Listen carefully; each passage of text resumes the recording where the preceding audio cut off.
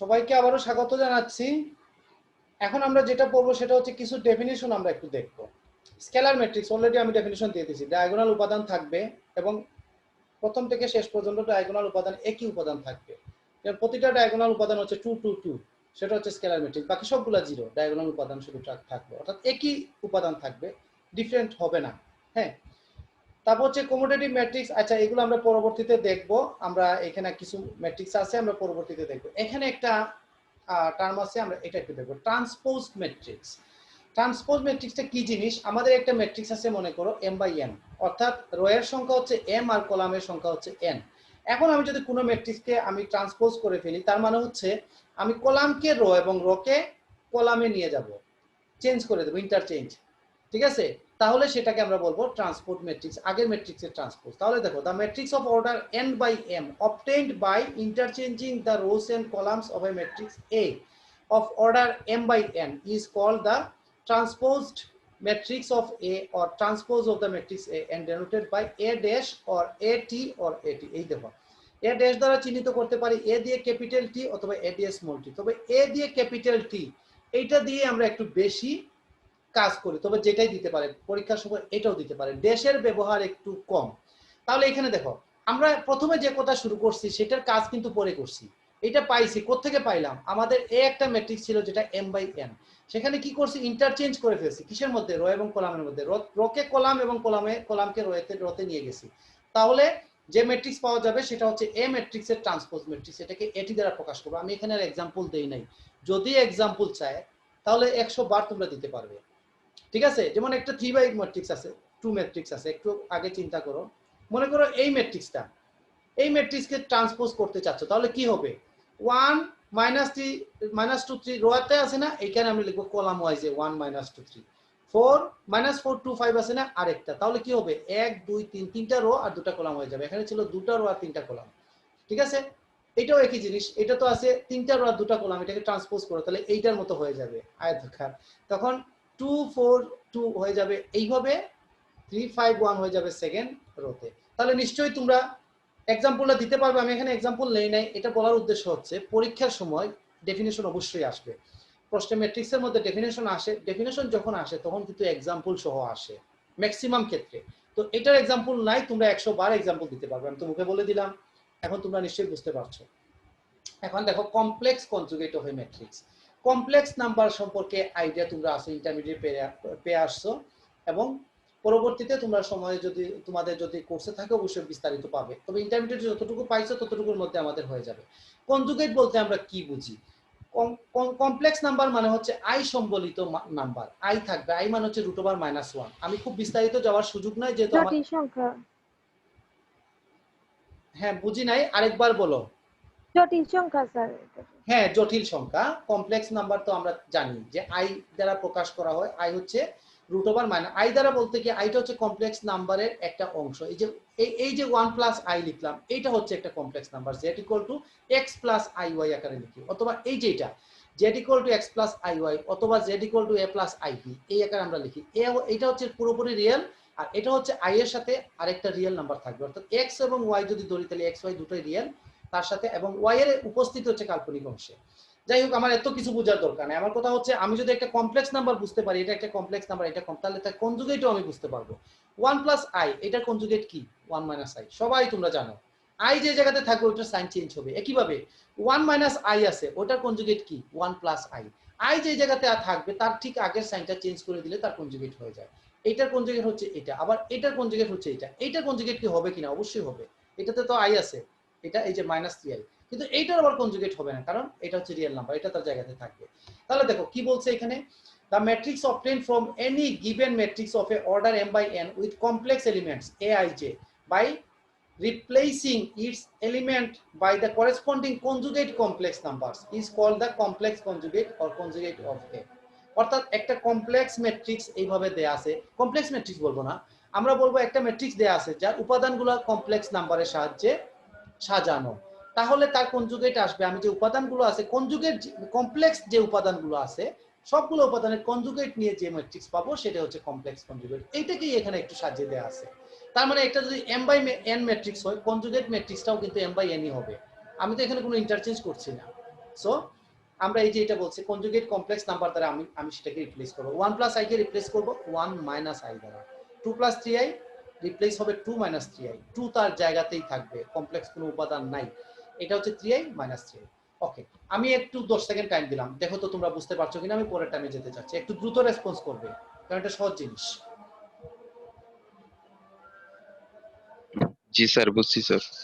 জি sir. বলার উদ্দেশ্য হচ্ছে পরীক্ষায় কিন্তু সব সময় এগুলা সংজ্ঞা একটা দুটা তিনটা আসে উইথ এক্সাম্পল, তোমরা সুন্দর করে এক্সাম্পল দিবে, তোমাদের মতো করে এক্সাম্পল দিয়ে দেবে, কোনো সমস্যা নেই।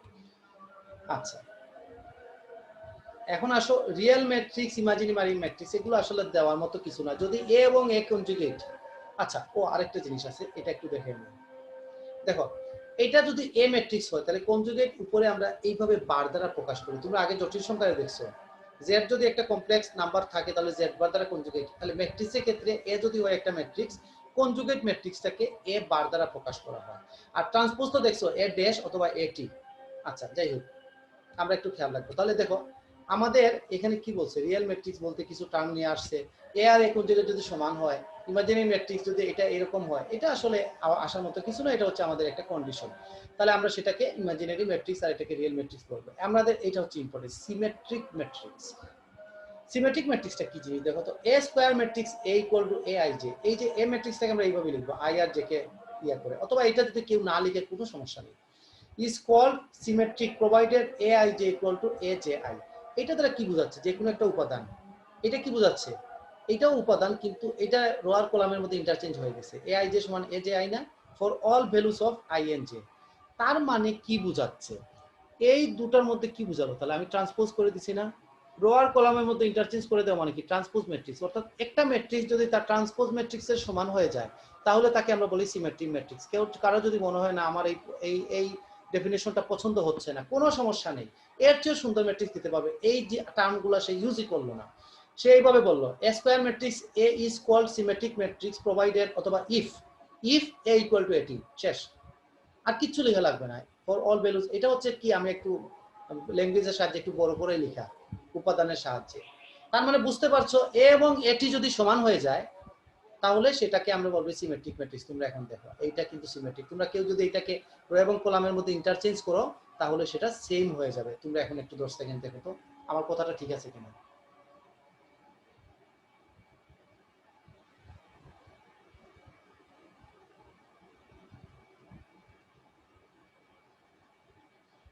কি ঠিক আছে, রেসপন্স করো। জি স্যার। ওকে, এখন কথা হচ্ছে তোমরা সিমেট্রিক ম্যাট্রিক্স আসলে পরীক্ষাতে, এখন তোমরা মনে করো সংজ্ঞার পরে উদাহরণ, এখন এই ম্যাট্রিক্সটা মনে করো মনে নাই, হ্যাঁ তোমরা কি মুখস্থ করবে নাকি? ম্যাট্রিক্সের উদাহরণ তো মুখস্থ করার মতো জিনিস না, আসলে ম্যাট্রিক্স বুঝে করবে। তাহলে তোমরা কিভাবে এই ডায়াগোনাল উপাদান যে আছে 1 2 3 লিখছি আমি, তোমরা ইচ্ছা মতো যা ইচ্ছে এখানে বসাতে পারবে, যে কোনো সংখ্যা প্লাস মাইনাস, ঠিক আছে। আচ্ছা, বাকি সংখ্যাগুলো এখানেও যা ইচ্ছা এখানেও যা ইচ্ছা বসাতে পারবে, সমস্যা নাই। কিন্তু এখানে যা বসাইছো এখানে বসাইছো কোনো সমস্যা নাই, ফার্স্ট টাইম বসান, কিন্তু এখানে যখন বসাবো খেয়াল রাখতে হবে এই সংখ্যা যা বসাইছো এখানে তাই বসিয়ে দিবে, এই কোণাতে যা বসাইছো এখানে তাই বসিয়ে দেবে। আর এখানে তো আগেই বসাই দিয়েছো বলছি তোমাদের ইচ্ছা মতো, তখন এইখানে যে সংখ্যা বসাবে এখানে সেই সংখ্যায় বসিয়ে দেবে, ঠিক আছে। তাহলে দেখবে যে ইন্টারচেঞ্জ করার পরেও তোমাদের একই ম্যাট্রিক্স চলে আসছে। সো মুখস্থ করার মতো কোনো কিছু না, আমি এখন বুঝিয়ে দিলাম, তোমরা জাস্ট একটু মনে রাখার চেষ্টা করবে। তো সিমেট্রিক ম্যাট্রিক্স এখানে বুঝালাম, এখন আমরা দেখবো স্কিউ সিমেট্রিক ম্যাট্রিক্স বলতে কি বুঝায়। আগেরটার সাথে স্কিউ মানে কি, সিমেট্রিক ম্যাট্রিক্স তো আমরা জানি, স্কিউ মানে হচ্ছে একটু বেঁকে যাওয়া, একটু কি বলবো আমরা এইরকম হতো, বেঁকে যাওয়াই কি বোঝায়। তো একটা ম্যাট্রিক্স বেঁকে যায় কখন, আসলে ম্যাট্রিক্স তো বাঁকানো যায় না, কিন্তু ম্যাট্রিক্স এই যে দেখো আমরা এটা A square matrix A equal to A I J is called skew symmetric provided A I J equal to minus A J I. এখানের সাথে কি চেঞ্জ হচ্ছে, অর্থাৎ আমি যদি আগের ইয়াতে যেতাম আমি এ আই জে এগুলো কিছুই বললাম না, for all values of I J, তাহলে বলবো আমরা এ ইকুয়াল টু মাইনাস এটি, একই কথা না। অর্থাৎ এ ম্যাট্রিক্স যেটা পাওয়া যাবে আমি যদি সেটা ট্রান্সপোজ করি তাহলে সেটা মাইনাস এর সমান হয়ে যাবে, ঠিক আছে। A equal to minus A T transpose করার পরে এ যে ম্যাট্রিক্স ছিল তার মাইনাস হয়ে যাবে। এখন আসো আমরা এটাকে কিভাবে সাজাবো দেখি। এই ক্ষেত্রে ডায়াগোনাল উপাদান কিন্তু আমাদের ইচ্ছা মতো নিলে হবে না, ডায়াগোনাল উপাদানটাকে আমার জিরো নিতে হবে, ঠিক আছে। আচ্ছা, কেন জিরো নিতে হবে একটু পরে বুঝতে পারবে। এখানে যা ইচ্ছে বসাতে পারো এখানে, তবে একটু চেষ্টা করবে প্লাস মাইনাসের কম্বিনেশন রাখার, একটা প্লাস দিলে একটা মাইনাস দিলে, তাহলে বুঝতে সুবিধা হবে। কারণ মনে হলো যে না আমি আমি কি জন্য আমার ইচ্ছা মতো আমি দুটোই প্লাস দিব, কোনো সমস্যা নেই, দুটোই প্লাস দিয়ে দাও। তবে খেয়াল রাখতে হবে এখানে যে উপাদান দিছো এখানে সেম উপাদান নেগেটিভ দিতে হবে, এখানে যেটা দিবে সেম উপাদান বিপরীত চিহ্ন বিশিষ্ট দিতে হবে। এখানে যদি কেউ দুটোই প্লাস দেয় এখানে দুটোই মাইনাস দিতে হবে, ঠিক আছে? এইখানেও একই জিনিস লিখবে তোমরা আগের মতো, তবে একটা প্লাস দিলে আরেকটা মাইনাস। আর বাকি এখন দেখো তোমরা এটাকে এখন তোমরা কেউ ট্রান্সপোজ করো, দেখবে এটা মাইনাস এর সমান হয়ে যাবে। এখন মাইনাস এ বলতে কি বোঝায়? এ যে ম্যাট্রিক্স ছিল প্রতিটা উপাদানকে মাইনাস দিয়ে গুণ করার পর যে ম্যাট্রিক্স আসবে সেটা হচ্ছে মাইনাস এ। এখন তোমরা 20 সেকেন্ড টাইম নিয়ে এখন দেখো এটাকে ট্রান্সপোজ করলে কি মাইনাস এর সমান হচ্ছে কিনা, একটু সবাই মনোযোগ দিয়ে দেখো।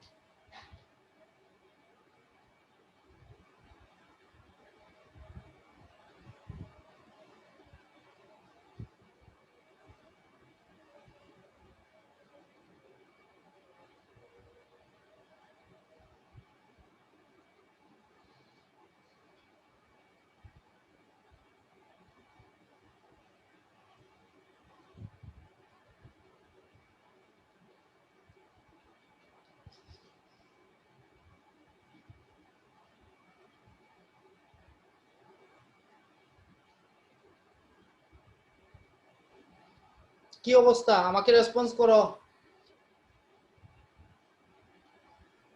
জি স্যার, এটা সমান হয়। সমান হবে না, মাইনাস এর সমান হবে, ঠিক আছে না? আমরা যদি এটা ট্রান্সপোজ করি তাহলে মাইনাস এর সমান হবে। a1 মাইনাস 3 আছে না, জি স্যার। এটাকে ওই পাশে দিলে a মাইনাস 1 প্লাস 3 হয়ে জি যাবে। আচ্ছা, জি, এটা ট্রান্সপোজ করলে মাইনাস এর মাইনাস সমান হয়। এখন তোমাদের মনে প্রশ্নের উত্তর দিয়ে দেয় এখানে কেন আমি 0 দিলাম। তোমরা খেয়াল করো এই উপাদান আর এই উপাদানের সাথে একটু চিন্তা করো তো, এটার নাম কি? a12। আমি যদি স্মল এ দিয়ে লিখি, এইভাবে স্মল এ দিয়ে লিখি, তাহলে এই উপাদানের এই যে এটা লিখছি না a12 মানে হচ্ছে এই উপাদান, ফার্স্ট রো সেকেন্ড কলাম। তাহলে এইটার ঠিক ট্রান্সপোজ উপাদান কোনটা? এটার ট্রান্সপোজ উপাদান হচ্ছে এটা a21। এটা a21 না? সেকেন্ড রো ফার্স্ট কলাম, দেখো second rho first column a21। তাহলে a12 ট্রান্সপোজ হচ্ছে a21, এই জন্য আমি একটার সাথে আরেকটা ইন্টারচেঞ্জ করতে পারছি। কিন্তু ডায়াগোনাল উপাদান কি? a11, a22, a33, এইগুলো তো কোনোটার সাথে ট্রান্সপোজ হচ্ছে না। সো আমি এইখানে তো সমস্যা নাই, জায়গাতে তো সেম জিনিস আনানো সম্ভব, কিন্তু মাইনাস এ আনানো আর সম্ভব না, ঠিক আছে? এখানে তো জায়গায় থাকছে, এখানে মাইনাস তুমি কোনটার সাথে ইন্টারচেঞ্জ করো? এইটাকে এই যে এইটাকে হয়তো এইটার সাথে একটা পজিটিভ একটা নেগেটিভ দিলে এইটা এইখানে এসে নেগেটিভ হয়ে যাচ্ছে, কিন্তু তখন এই জিনিসগুলো আমাকে প্রবলেম সৃষ্টি করবে, সেজন্য এগুলোকে 0 দিতে হবে। আচ্ছা, তাহলে তোমাদের প্রশ্নের নিশ্চয়ই উত্তর পেয়ে গেছো। আমি এখন নেক্সট পেজে যাচ্ছি। হার্মিশিয়ান ম্যাট্রিক্স সবসময় এই জিনিসগুলো আমাদের পরীক্ষায় আসে। এ square matrix A such that a, এখানে কি দেখছো একটু ঝামেলা আছে, ঝামেলাটা কি? এ ট্রান্সপোজ আবার কনজুগেট আছে, দেখা যাচ্ছে তো? A transpose conjugate equal to A, অর্থাৎ একটা ম্যাট্রিক্স আছে এ, তাকে যদি আমি ট্রান্সপোজ করি তারপর কনজুগেট নেই তাহলে সেটা আবার এর সমান হয়ে যাবে। আচ্ছা, কারো মনে হলো যে না আমি টি উপরে দিব বা আর আগে দিব, অর্থাৎ এ কনজুগেট উপরে ট্রান্সপোজ একই জিনিস। একটা ম্যাট্রিক্সকে যদি আগে তার কনজুগেট বের করো তারপর ট্রান্সপোজ বের করো, যে আনসার আসবে যে কোনো ম্যাট্রিক্সের ক্ষেত্রে প্রথমে ট্রান্সপোজ করো পরে কনজুগেট করো, একই জিনিস আসবে। সো এখানে কোনটা আগে দিলাম আর কোনটা পরে দিলাম কোনো সমস্যা নাই। এটা কথা হচ্ছে এ ট্রান্সপোজ কনজুগেট অথবা এ কনজুগেট ট্রান্সপোজ, যাই করি না কেন সেটা এর সমান হবে, তাহলে সেটাকে আমরা বলবো হার্মিশিয়ান ম্যাট্রিক্স, ঠিক আছে? এটাকে যদি আমি উপাদান দিয়ে লিখি, এই যে দেখো আগের ম্যাট্রিক্স এইভাবে লিখি নাই, এখনকার ম্যাট্রিক্সকে দুভাবেই লিখছি, এ ট্রান্সপোজও ইউজ করছে। তাহলে মানে আগের ডেফিনেশনটা কি? A square matrix is called symmetric if A T equal to A, skew symmetric if A T equal to minus A, এইভাবে লিখলেও হতো, ঠিক আছে? আচ্ছা, উদাহরণটা যদি দেয়, উদাহরণটাই হচ্ছে মেইন। দেখো আমরা উপাদান দিয়ে যদি লিখি এ I J equal to A J I, তাহলে কি ট্রান্সপোজ হয়ে গেল আবার উপরে কনজুগেটের সমান। তার মানে কি এইটার মানে কি? এটা মানে হচ্ছে আমার এই যে ম্যাট্রিক্স ছিল ট্রান্সপোজ করছি এ জে আই দ্বারা, উপরে কনজুগেট নিছি, সেটা কিসের সমান? আবার আগের ম্যাট্রিক্সের সমান হয়ে গেল। তাহলে এই কথা আর এই কথা দুটোই সমান। এটা হচ্ছে উপাদান দিয়ে, উপাদানগত দিক দিয়ে, আর এটা হচ্ছে সরাসরি ম্যাট্রিক্সের দিক দিয়ে। আচ্ছা, আমার একটু বাফারিং গেছে নিশ্চয়ই, আমি স্টপ ছিলাম, দেখি তোমাদের কারো বুঝতে সমস্যা আছে কিনা। তাহলে হার্মিশিয়ান ম্যাট্রিক্স বলতে কি বোঝালো? আমি যদি একটা ম্যাট্রিক্সকে ট্রান্সপোজ করি এবং তার কনজুগেট নেই, তাহলে সে আগের ম্যাট্রিক্সে যদি ফিরে আসে তাহলে তাকে বলবো আমরা হার্মিশিয়ান ম্যাট্রিক্স। তাহলে এই ম্যাট্রিক্সটা আমি কিভাবে, তার মানে নিশ্চয়ই বুঝতে পারছো হার্মিশিয়ান ম্যাট্রিক্সের সাথে কমপ্লেক্স ম্যাট্রিক্সের সম্পর্ক আছে, কারণ ওই যে উপরে একটা কনজুগেট দেয়া আছে, কনজুগেট কিসের থাকে, কমপ্লেক্সের ম্যাট্রিক্সের তো থাকে, তাহলে উপাদানগুলো কমপ্লেক্স আকারে থাকবে। এই যে আমরা একটা নিলাম। এখন ঘটনা হচ্ছে তাহলে এটা তোমরা চিনবে কিভাবে, এটা এল আছে না, আলফা প্লাস আই বিটা, এখানে কি আছে গামা প্লাস আই ডেল্টা, তাহলে এখানে আই বিটা আছে তো alpha minus I beta, gamma minus I delta, L M N এগুলো রিয়েল দিয়ে দিবা, না হলে সমস্যা হয়ে যাবে। এক্স প্লাস আই ওয়াই আছে, এক্স মাইনাস আই ওয়াই। এখন এটাকে যদি আমি ট্রান্সপোজ করি তারপর কনজুগেট নেই, সেম জিনিসটা চলে আসবে। ঠিক আছে, তোমাদের মনে হতে পারে এত বড় আমি কেন নিলাম, ছোট করে একটা নিলেই তো হতো। ঠিক আছে, আমি এখানে দিয়ে দিই, এই এই এই এইটা বাদ দিয়ে দাও, এটা বাদ দিয়ে দাও, শুধু এটুকু নাও। ঠিক আছে, শুধু এটুকু নাও, দুটো উপাদান L alpha plus I beta, alpha minus I beta M, just এতটুকু। তাহলে তোমরা এতটুকু নিয়ে চিন্তা করে দেখো কনজুগেট যদি নেই তাহলে কি হবে, alpha minus I beta, alpha plus I beta. এইটাকে আবার ট্রান্সপোজ করো, আবার আগের জায়গায় ফিরে আসবে। আমি 10 সেকেন্ড টাইম দিলাম, একটু মনে মনে ক্যালকুলেশন করে তোমরা, ঠিক আছে কিনা আমার কথার সাথে।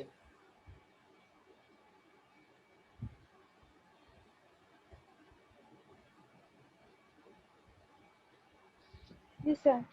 জি স্যার। ওকে, তাহলে দেখো পরেরটা খেয়াল করো, আমরা স্কিউ হার্মিশিয়ান, তাহলে আগে যখন স্কিউ সিমেট্রিক দেখছি এখনো একই জিনিস। এই যে এটা যদি মাইনাস এর সমান হয়, এই যে দেখো মাইনাস এর সমান হয়, এখানে মাইনাস এ, বাকি ল্যাঙ্গুয়েজ সব সমান। দেখো প্রোভাইডেড এটা ইফ এগুলো সব সমান। তোমাদের কাছে যেহেতু আমার ছবি যাবে, সো তোমরা তো ডেফিনেশনের জন্য সমস্যা হবে না। ঠিক আছে, সব ডেফিনেশন সব একই রকম। তোমাদের মনে হতে পারে যে দুটো দেব কিনা, এই আই ই দিয়ে মানে হচ্ছে দ্যাট ইজ। কেউ যদি উপরেরটা দিয়ে স্টপ করে দেয় কোনো সমস্যা নেই, কেউ যদি চায় শুধু নিচেরটা দিতে কোনো সমস্যা নেই। এখানেও একই জিনিস, একই জিনিস মাইনাস দিত, এটা নিয়ে চিন্তা করলেও একইভাবে আসবে আমার এখানে। এখানে কেউ যদি 3টা ম্যাট্রিক্স দিয়ে না দেয়, 2টা ম্যাট্রিক্স, অর্থাৎ আমরা যদি এটাকে ইন্টারচেঞ্জ করি করে অর্থাৎ ট্রান্সপোজ নিলাম, তারপর যদি আমরা সেটাকে আবার কনজুগেট নেই আগের ম্যাট্রিক্সে, আমরা ফিরে আসবো। ঠিক আছে, আমি এখানে সময় নষ্ট করছি না, কারণ এটা যেহেতু বুঝে ফেলছো এটাও একই জিনিস। আমরা উপাদানগুলা এখানে একটু কমপ্লেক্স নিতে হবে, না হলে আবার মাইনাসের সমান আসবে না। হ্যাঁ, কারণ এইটাকে আবার মাইনাস করবো কিভাবে, এটা তো সমস্যা। সেই জন্য এই যে উপাদানগুলো আমরা একটু কমপ্লেক্স নিলাম অথবা জিরো নিলাম, কারণ জিরোর নেগেটিভ আবার জিরোই, সেই জন্য জিরোর এফেক্ট হয় না। কিন্তু আমরা যখন এই পজিটিভ কোনো একটা কিছু দিব, এটা নেগেটিভ আনাটা সমস্যা আসে না, সেই জন্য এটা নিলাম। আমি পরের পেজে যাচ্ছি, ইনভার্স অফ এ ম্যাট্রিক্স। তো ইনভার্স বলতে কি থাকে, কি বুঝি আমরা? মনে করো একটা সংখ্যা আছে 2, হ্যাঁ, 2 এর ইনভার্স তোমরা কি বলবে? 1/2 নিশ্চয়ই বলবে। কিভাবে বলবে? কারণ 2 এর সাথে 1/2 যখন হাফ গুণ দেয় আনসারটা 1 হয়ে যায়। অর্থাৎ আমরা সচরাচর এটার নাম হচ্ছে মাল্টিপ্লিকেটিভ ইনভার্স। হ্যাঁ, আমরা সবসময় চোখের সামনে মাল্টিপ্লিকেটিভ ইনভার্সটাই ভেসে। আর আরেকটা ইনভার্স আছে কিন্তু অ্যাডিটিভ ইনভার্স। 2 এর ইনভার্স কিন্তু -2 হয়, ইকুয়াল টু 0, 2 এর সাথে অর্থাৎ যোগ করলে যেটা 0, এটা হচ্ছে অ্যাডিটিভ ইনভার্স, যার ব্যবহার কম। আমাদের 90% ক্ষেত্রে গুণাত্মক ইনভার্স, আমরা যখনই বলি 2 ইনভার্স তার মানে 1/2 আমরা বুঝি। তো এখানে ম্যাট্রিক্সের ক্ষেত্রেও সেম। দেখো, for a given square matrix A there exists a matrix B such that AB equal to BA equal to I, I মানে হচ্ছে আইডেন্টিটি ম্যাট্রিক্স। অর্থাৎ A একটা ম্যাট্রিক্স দেওয়া আছে, এটার জন্য যদি আমি আরেকটা ম্যাট্রিক্স B পাই, যে এর সাথে B গুণ করলে অথবা B এর সাথে A গুণ করলে সেটা I এর সমান হবে। দেখো এর আগে তোমরা দেখছো সবসময় AB not equal to BA, অর্থাৎ AB এবং B এর নর সমান না, সেটা সবার ক্ষেত্রে প্রযোজ্য না। যদি কোনো আমরা ইনভার্স কিছু থাকে তাহলে AB আর B এটা সমান হবে এবং সেটা I এর সমান হবে। I মানে কি? ডায়াগোনাল উপাদান 1, বাকি সব 0, where I is the unit matrix। তো এখানে ইউনিট শব্দটা ইউজ হতে পারে, আইডেন্টিটি শব্দটাও ইউজ হতে পারে। দেন A is called non singular. আচ্ছা, এখন ঘটনা আছে, নন সিঙ্গুলার মানে কি? ইনভার্স, যেই ম্যাট্রিক্সের ইনভার্স পাওয়া যায় তাকে বলে নন সিঙ্গুলার ম্যাট্রিক্স। অর্থাৎ সেই ম্যাট্রিক্সের ইনভার্স পাবো। তাহলে নন সিঙ্গুলার ম্যাট্রিক্স যদি বলে যে তোমাদের ডেফিনেশনটা কি, যদি কোনো ম্যাট্রিক্সের ডিটারমিনেন্টের মান, একটা ম্যাট্রিক্স দেওয়া আছে তার ডিটারমিনেন্ট কিভাবে বের করি? ম্যাট্রিক্স মানে কি? আমরা থার্ড ব্র্যাকেটের মতো ইউজ করি না? আর ডিটারমিনেন্ট কি? থার্ড ব্র্যাকেট না, পাশে তার দুপাশে দুটো বারের মতো দিয়ে দিই। হ্যাঁ, ওটা হচ্ছে ডিটারমিনেন্ট। তো ডিটারমিনেন্ট, একটা ম্যাট্রিক্সে যখন ডিটারমিনেন্ট বের করবো আমরা একটা ফিক্সড মান বেরোবে, ওই ফিক্সড মান যদি 0 চলে আসে তাহলে সেটা সিঙ্গুলার ম্যাট্রিক্স, ওইটাকে আর ইনভার্স বের করা যাবে না। আর যদি 0 না আসে, একটা ম্যাট্রিক্সের ডিটারমিনেন্ট বের করলে 0 যদি না আসে তাহলে সেটার ইনভার্স বের করা যাবে এবং তার নাম হবে নন সিঙ্গুলার ম্যাট্রিক্স। অর্থাৎ একটা ম্যাট্রিক্সের ইনভার্স আমরা দুভাবে বলতে পারি, একটা ম্যাট্রিক্সের ইনভার্স বের করে ফেলছো তার মানে সেটা নন সিঙ্গুলার ছিল, সেটার ডিটারমিনেন্টের মান 0 ছিল না, সেজন্য বের করতে পারছো। আবার একটা ম্যাট্রিক্সের মনে করো নন সিঙ্গুলার, তাহলে তার ইনভার্স বের করা যাবে, আমি ইনভার্স বের করতে পারবো। শুরুতেই যদি আমরা দেখি আমরা একটা ম্যাট্রিক্সের ডিটারমিনেন্টের মান 0, তাহলে আমরা ইনভার্স বের করতে যাব না। আচ্ছা, একটু বাফারিং আছে, আমি স্টপ ছিলাম। দেখো তার মানে কি, আমরা তাহলে সেই ক্ষেত্রে বিটাকে বলবো এর inverse, B equal to A inverse. তার মানে কি, A into A inverse equal to A inverse A equal to I. তাহলে বি এর মান কি, এ ইনভার্স। এইরকম যদি হয় বিটাকে আমরা এ ইনভার্স বলবো। একইভাবে a equal to b inverse, এই যে একইভাবে here a is the inverse of b and we can write a equal to b inverse, ঠিক আছে, কারণ একটা আরেকটা ইনভার্স হয়ে যাচ্ছে। if b that is a inverse does not exist then a is called singular।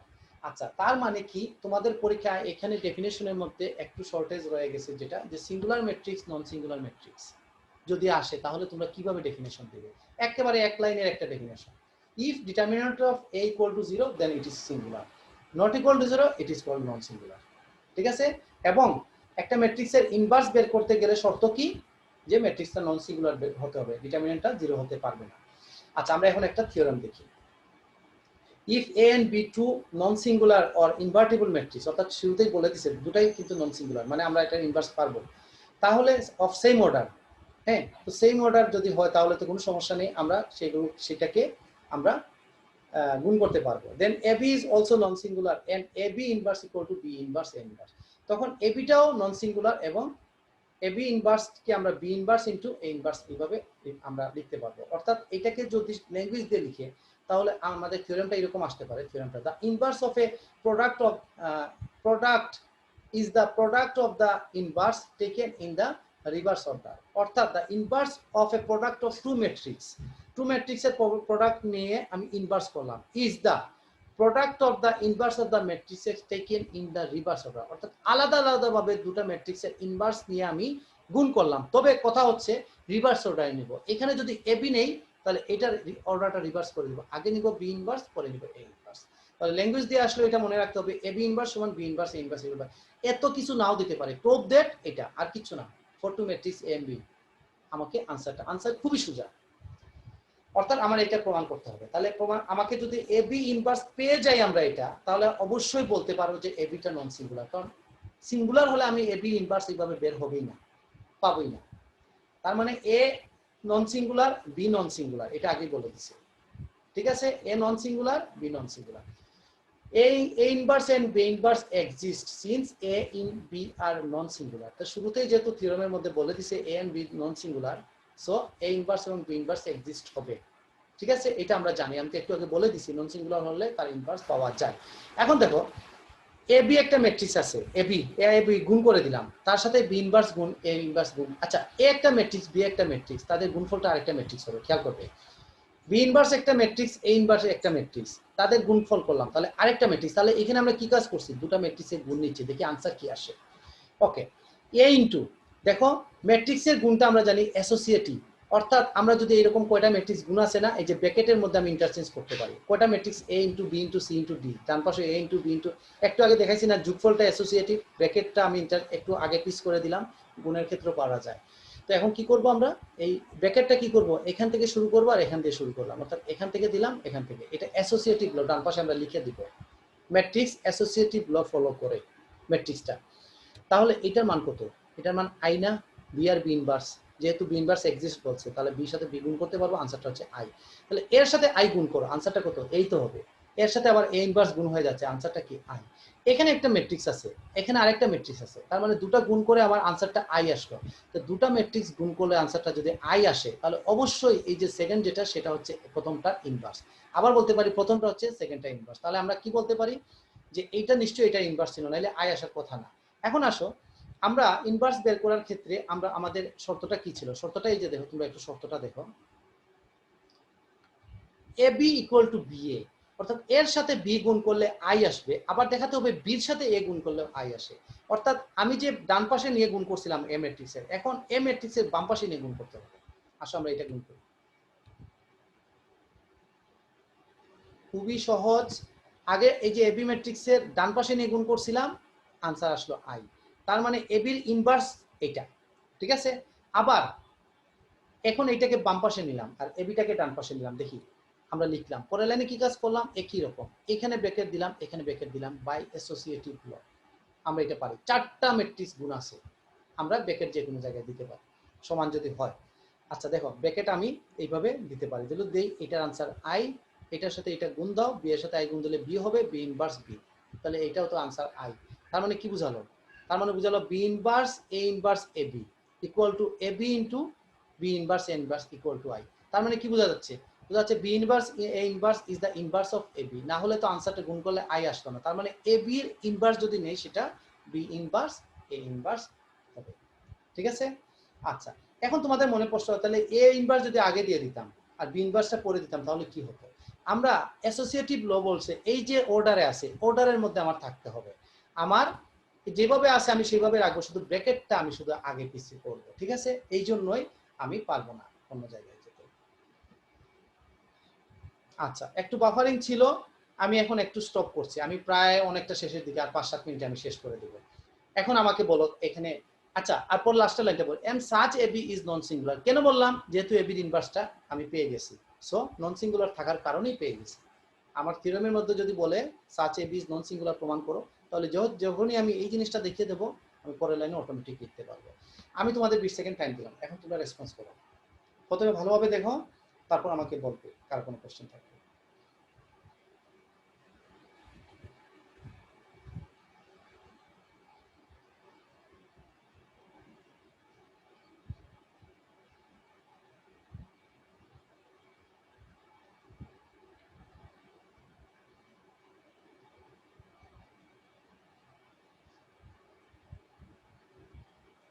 আচ্ছা এখন response করো।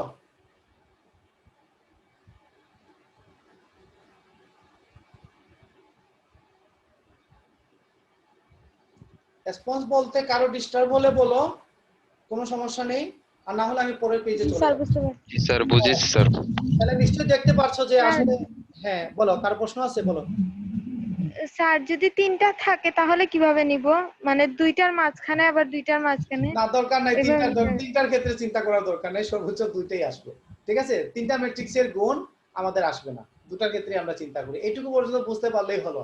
হ্যাঁ আমি তো আগেই বলছি তোমাদের সিলেবাসটা এইভাবে ডিজাইন করা যে 3টা পর্যন্ত যাওয়ার ক্ষেত্রে তোমাদের চিন্তা করারই দরকার নেই, এতটুকু তোমাদের দরকারই নেই। একটা সেমিস্টারের মধ্যে ইন্টিগ্রাল আসলে স্যার করা যায় কিনা 3টার ক্ষেত্রে? না 3টা ম্যাট্রিক্স আগে তুমি হ্যাঁ গুণ করতে পারবে, পারবে না কেন? প্রথমে 2টা ম্যাট্রিক্স গুণ করলে তারপর আরেকটা ম্যাট্রিক্স গুণ করলে করতে পারবে না কেন? পারবে, তবে ইনভার্সের জন্য আমরা 3টা ম্যাট্রিক্স নিব না, দরকার নাই। ঠিক আছে? আচ্ছা আমরা পরের পেজে যাচ্ছি। অর্থোগোনাল ম্যাট্রিক্স দেখো। আচ্ছা না এটা তো আর ছোট হবে না, ছোট করার দরকারও নাই, আমার মনে হয় সব, হ্যাঁ সব আসছে। স্কয়ার ম্যাট্রিক্স এই যে দেখো আমাদের একটা টার্ম শুরু হয়ে গেল, এখন পরবর্তী ম্যাক্সিমাম জায়গায় দেখবো যে স্কয়ার ম্যাট্রিক্স। কেন স্কয়ার ম্যাট্রিক্স? আমার একটা ম্যাট্রিক্সকে ট্রান্সপোজ করব, ইনভার্স বের করব, বিভিন্ন কাজ করব, দেখা যাবে এখন স্কয়ার ম্যাট্রিক্স ছাড়া আমাদের সমস্যা হয়ে যাচ্ছে। 2/3 ম্যাট্রিক্স আছে, 3/2 ম্যাট্রিক্স আছে, দেখা যাবে যে আমার যখন এটাকে ট্রান্সপোজ করলাম ম্যাট্রিক্স চেঞ্জ হয়ে গেছে, শেপ চেঞ্জ হয়ে গেল। হ্যাঁ তো সেই জন্য এখন ম্যাক্সিমাম জায়গাতেই দেখবে আমাদের স্কয়ার ম্যাট্রিক্স এই শব্দটা আমরা লিখছি। আচ্ছা A square matrix A is called an orthogonal matrix if A into AT equal to I. কি বুঝলে তোমরা এখানে? একটা ম্যাট্রিক্স স্কয়ার ম্যাট্রিক্স কে আমরা, তার মানে প্রথম কথা হচ্ছে ম্যাট্রিক্সটা স্কয়ার ম্যাট্রিক্স হতে হবে। তারপরের কথা হচ্ছে এই ম্যাট্রিক্স কে তার ট্রান্সপোজ ম্যাট্রিক্স, এটি মানে কি? ট্রান্সপোজ করা, গুণ করলে সেটা আনসারটা হতে হবে I এর সমান। মানে I মানে কি? আইডেন্টিটি ম্যাট্রিক্স, ডায়াগোনাল উপাদান হচ্ছে 1 1, বাকিগুলো আর 0, where I is the identity matrix and AT is the transpose matrix of A. একেবারে সহজ জিনিস। অর্থোগোনাল ম্যাট্রিক্স হচ্ছে এইটা ফুলফিল করবে। ঠিক আছে? এখানে কিছু উদাহরণ আছে, যেমন ধরো এটা এটার সাথে ট্রান্সপোজ করবে, তারপর গুণ করবে, গুণ করার পর আনসার দেখবে এটা আই এর সমান আসছে। এটাও যদি আমি করি একই জিনিস আসবে। আমি এখানে আর বিস্তারিত ক্যালকুলেশন দেখাই না, এটা তোমাদের কাজ। এখন ঘটনা হচ্ছে আমি বলে দেই, মনে করে এইটা পরীক্ষায় আসলে দেখছি সবাই এটা দেয়, হ্যাঁ এইটা মনে থাকে না ম্যাক্সিমাম, এটা এক্সারসাইজের মতো, এটা তোমরা নিজেরা করবে, এটা এক্সারসাইজ দিয়ে আসলে ঠিকই আছে। যেটা define orthogonal matrix, so that এটা হচ্ছে অর্থোগোনাল। তখন এই ম্যাট্রিক্সের 1/3 কে কি করবে? 1/3 কে কিছু করা না, এটা জায়গাতেই থাকবে। আচ্ছা এখন দেখো পরীক্ষায় যদি আসে যে define orthogonal matrix with example, তাহলে তোমাদের মনে প্রশ্ন রাখতে পারে যে আমি তো ডেফিনেশন দিয়ে দিলাম এবং এই উদাহরণটাও দিলাম, এখন আমার কি দেখাতে হবে কিনা যে এটা ক্যালকুলেশন করে যে এ বের করলাম আবার এটি বের করলাম, তারপর হচ্ছে আমি গুণ করে আই দেখাতে হবে কিনা। তোমাকে ডেফিনেশন চাইছে, তুমি ডেফিনেশন দিছো, এক্সাম্পল চাইছে, এক্সাম্পল দিছো। এক্সাম্পল আবার প্রমাণ করতে হবে, এটা কিন্তু তোমার দায়িত্ব না। এখন এখানে মনে করো মাইনাসের জায়গায় এখানে প্লাস দিয়ে দিছো, তখন কিন্তু আবার ভুল হয়ে যাবে। সঠিকভাবে এটা দিবে। এক্সাম্পল এটা ট্রান্সপোজ মেট্রিক হচ্ছে কিনা সেটা দায়িত্ব হচ্ছে এক্সামিনারের। তুমি সঠিক এক্সাম্পল দিলে কিনা এটা প্রয়োজনে এক্সামিনার এটি দেখবেন, মনে মনে ক্যালকুলেশন করে গুণ দিবেন, দিয়ে দেখবেন এটা বাফারিং হচ্ছে স্যার। হ্যাঁ বাফারিং হচ্ছে, তাহলে আমি একটু স্টপ দিয়ে আবার ব্যাক করে শুরু করছি। দেখো আমি যে প্রশ্ন করছিলাম যে জিনিসটা তোমাদের বুঝাচ্ছিলাম সেটা হচ্ছে যে পরীক্ষায় মনে করে আসলো যে define orthogonal matrix with example, ঠিক আছে? তাহলে অর্থোগোনাল ম্যাট্রিক্সে তোমরা ডেফিনেশন দিলে, তাহলে এক্সাম্পল মনে করো এটাই সবাই দাও স্বাভাবিক, এটাই দিলে, তখন এটা ক্যালকুলেশন দেখাতে হবে কিনা, এটি বের করলে তারপর গুণ করলে আই এর সমান আসলো কিনা দেখাতে হবে কিনা। আমার কথা হচ্ছে দেখানোর দরকার নাই, ঠিক আছে? যদি কখনো বলে প্রুফ দ্যাট এটা অর্থোগোনাল, তাহলে তোমরা দেখাবে। আচ্ছা আমি একটু স্টপ ছিলাম, বাফারিং ছিল সেজন্য। আমি আবার বলছি, পরীক্ষায় যদি আসে define orthogonal matrix with example, তাহলে ডেফিনেশনের সাথে শুধু এক্সাম্পল দেবে, এটা প্রমাণ করার দরকার নাই। অনেক স্টুডেন্ট প্রমাণ করতে গিয়ে সময় নষ্ট করে। যদি প্রমাণ করতে কখনো বলে যে প্রুফ দ্যাট এটা অর্থোগোনাল, তখন তোমরা প্রমাণ করতে যাবে। তোমরা শুধু সঠিকভাবে দিবে, এটা প্রয়োজনে মনে মনে ক্যালকুলেশন করবে, যদি সঠিকভাবে এটা দাও, এটা কিভাবে এটার এটি বের করবে, তারপর গুণ করে তারপর দেখবে আই এর সমান হচ্ছে কিনা। তাহলে তোমরা মনে মনে পরীক্ষার সময় যদি বলে এক্সাম্পল, শুধু এক্সাম্পল দিবে, এটা প্রমাণ করার দরকার নাই। যদি বলে এটা অর্থোগোনাল, সেটা অন্য জিনিস। আমি কি তোমাদের বুঝাইতে পারলাম কিনা? এত কিছু বলার পর অনেক স্টুডেন্ট এগুলা কি করে, এক্সাম্পলের সময় এগুলা প্রমাণ করার চেষ্টা করে। প্রথমে এটি লিখে তারপর গুণ করার পর যোগ বিয়োগ করতে গিয়ে অনেক সময় নষ্ট করে, কাটাকাটি করে। প্রয়োজনটা কি? একটা প্রশ্নে আনসার যদি থাকে 1 মার্কস বা 1.5 মার্কস থাকবে, ডেফিনেশনের জন্য 1 মার্কস, উদাহরণের জন্য অর্ধেক মার্কস। আমাদের 3টা যদি থাকে আইটেম, 3টা আইটেম থাকলো মনে করো, তখন 3টা আইটেমে কি হয়, 3টা আইটেমে হয়তো 1.5 মার্কস করে 4.5 মার্কস থাকবে। ডেফিনেশনের জন্য 1 মার্কস, এক্সাম্পলের জন্য অর্ধেক মার্কস। অর্ধেক মার্কসের জন্য আমার এত ক্যালকুলেশনের দরকারটা কি? কোনো প্রয়োজন নাই। তোমরা শুধু ম্যাট্রিক্সটা দিয়ে দেবে, কিন্তু সঠিকভাবে দিবে, এটা হচ্ছে কথা। এখন অনেকের মনে কনফিউশন থাকে, আমি যে ম্যাট্রিক্সটা লিখলাম সঠিক কিনা এখন দেখিয়ে দিই, সেটা তোমাদের ব্যাপার। তোমাদের যদি কনফিউশন থাকে তোমরা দেখাতে পারো, তবে না দেখালে ফুল মার্কস পাবে যদি সঠিক ম্যাট্রিক্স হয়, ঠিক আছে? কারণ একটা ম্যাট্রিক্সের চেহারা দেখেই বোঝা যায় যে সেটা কি হবে। আচ্ছা এখন আসো, তাহলে আমরা অর্থোগোনাল ম্যাট্রিক্স দেখলাম। তাহলে আমাদের আজকের আইটেম এতটুকু। আমি অনেকগুলো জিনিস নিয়ে আসছি। এখন আমি যে তোমাদের ছবি পাঠাবো, মোটামুটি মনে হয় 15টা পেজ আছে। আমি সবগুলো পেজ আমি তোমাদের প্রয়োজন মনে করছি না, হয়তো 8-10টা পেজ আমি তোমাদের এখন ছবি পাঠাবো। এই যে এগুলো দেওয়ার কোনো দরকার আছে? যোগ করছি আমি, এগুলা দিব না। যেগুলো প্রয়োজন মনে করব আমি সেই পেজগুলো তোমাদের কাছে দিব আমি এখন। সেগুলো তোমরা একটু কালেক্ট করে রাখবে এবং নোট করে রাখবে। আর যদি প্রয়োজন মনে করো হয়তো দেয়া যায়, সেই ক্ষেত্রে এগুলো আসলে খুব একটা প্রয়োজন নাই। তোমাদের কাছে বই আছে কিনা আমি জানি না, যাদের কাছে বই আছে তাদের প্রয়োজন নাই। আজ আমি চেষ্টা করবো যত ম্যাক্সিমাম দেয়া যায়। তো আমি তাহলে আজকের ক্লাস। স্যার কি বলছেন এতক্ষণ? স্যার আমার বাফারিং ছিল। আমি বলছি যে তোমাদের এই যে যতগুলো আমি পেজ দিছি, সবগুলা পেজ আসলে তোমাদের দরকার নাই। কিছু আছে অনেক এক্সট্রা পেজ দিছি যাতে তোমাদের বুঝতে সুবিধা হয়। এখন আমি যে ছবি পাঠাবো সেই ক্ষেত্রে সবগুলো দরকার আছে কিনা, আচ্ছা প্রয়োজন মনে করলে আমি সবগুলো দিয়ে দিচ্ছি, হয়তো আমার খুব বেশি সময় লাগবে না।